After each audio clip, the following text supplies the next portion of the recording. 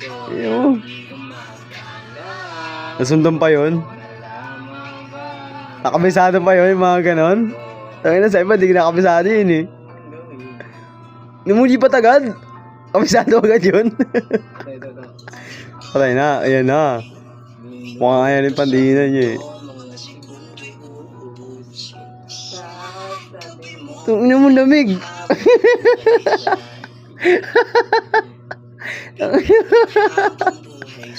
Ang lamig ah.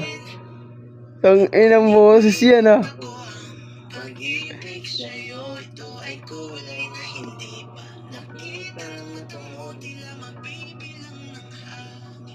Yun na. Ayun na. Yun na, malapit na.